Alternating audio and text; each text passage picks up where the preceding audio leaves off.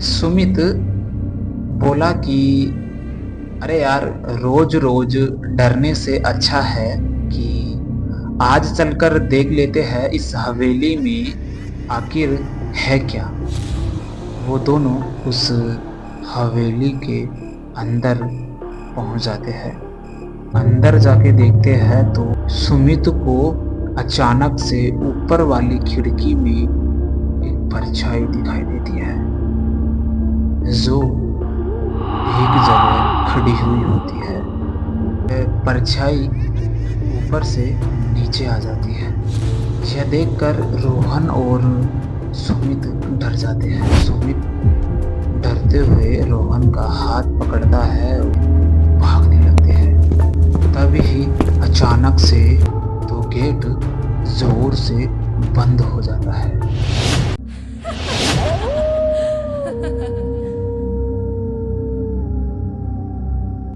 दोस्तों, आज की जो कहानी है ये दो दोस्त सुमित और रोहन की कहानी है, जो शाम के समय में खाना खाने के बाद हर रोज अपने मोहल्ले में टहलने जाया करते थे।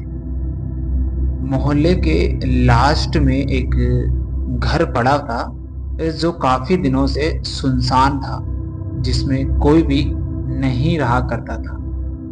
गांव वाले उस घर को डरावनी हवेली के नाम से जानते थे। कहा जाता था कि कहीं साल पहले एक परिवार उस घर में रहा करता था। एक दिन वह परिवार अचानक से उस घर में ही अपने आप गायब हो गया।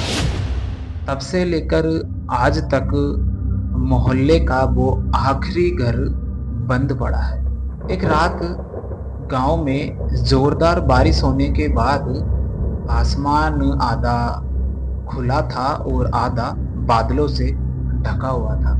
हवा में मिट्टी की एक अजीब सी गंध आ रही थी और पता नहीं क्यों उस ही दिन उन दोनों के दिमाग में वो बात अचानक से आ गई। सुमित बोला कि अरे यार, रोज रोज डरने से अच्छा है कि आज चलकर देख लेते हैं इस हवेली में आखिर है क्या।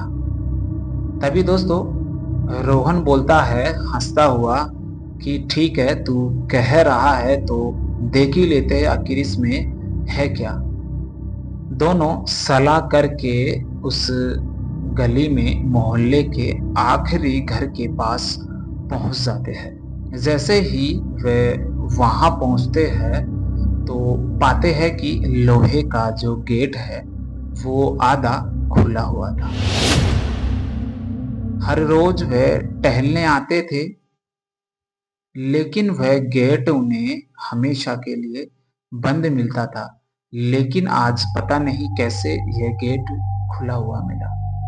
सुमित बोला, बारिश का मौसम है, हवा से शायद खुल गया होगा, चलो अंदर चलते हैं। जैसे ही रोहन और सुमित उस हवेली में आगे बढ़ने के लिए कदमों को बढ़ाते हैं तो माहौल एकदम सुनसान हो जाता है। बाकी गलियों में कुत्तों का भौंकना इस गली में एकदम शांत और सन्नाटा सा छाया हुआ होता है। वो दोनों उस हवेली के अंदर पहुंच जाते हैं। जैसे ही वह अंदर जाके देखते हैं तो फर्श पर कुछ पुराने पत्ते और मिट्टी फैली हुई होती है। पास में से ऊपर जाने वाले जीने से जो सेकंड फ्लोर होता है उसका रास्ता जा रहा होता है। तभी उन्हें अचानक से एक आवाज सुनाई देती है जो हवा से खिड़कियों की चरमर की आवाज आ रही हो। लेकिन इस ही आवाज के साथ एक आवाज और थी जो दोनों के कानों तक आ रही हो। जीने से नीचे उतरती हुई किसी भारी आदमी की आवाज। तभी रोहन बोलता है कि कोई नशेड़ी होगा जो चढ़ गई होगी, धीरे धीरे करके उतर रहा होगा।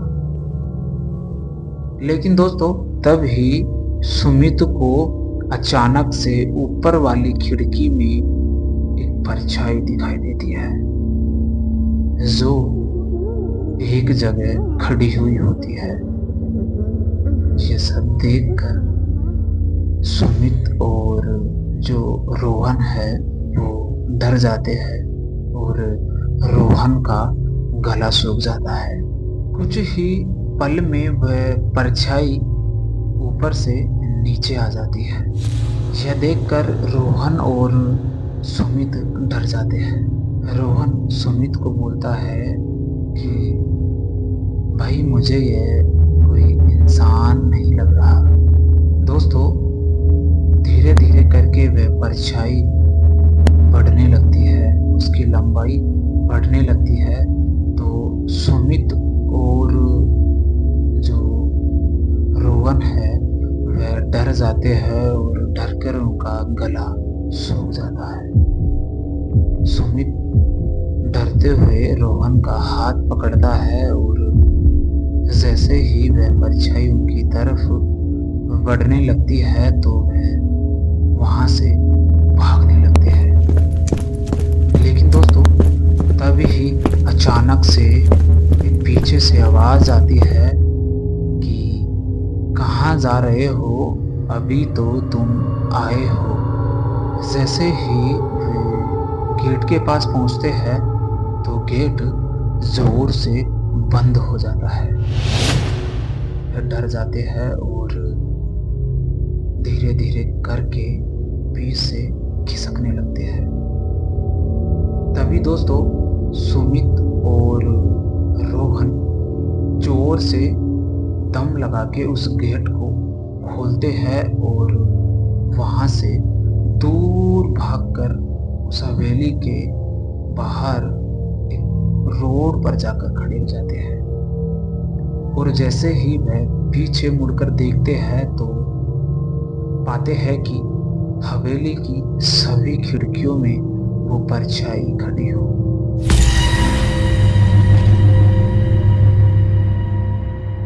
दोनों ने उस दिन के बाद कभी उस मोहल्ले की आखिरी घर में, उस गली में आने की हिम्मत नहीं की। तो कैसी लगी दोस्तों आज की ये कहानी? आपको अच्छी लगी हो तो कहानी को शेयर ज़रूर करना, और आपके भी पास ऐसी कोई कहानी हो तो मेरे पास ज़रूर शेयर करना, कमेंट बॉक्स कर सकते हो। मिलता हूँ एक और ऐसी नई कहानी के साथ। जब तक अपना ख्याल रखिएगा और सुनते रहिएगा ऐसी ही रोचक कहानियाँ तुम्हारे भाई शैलेश के साथ।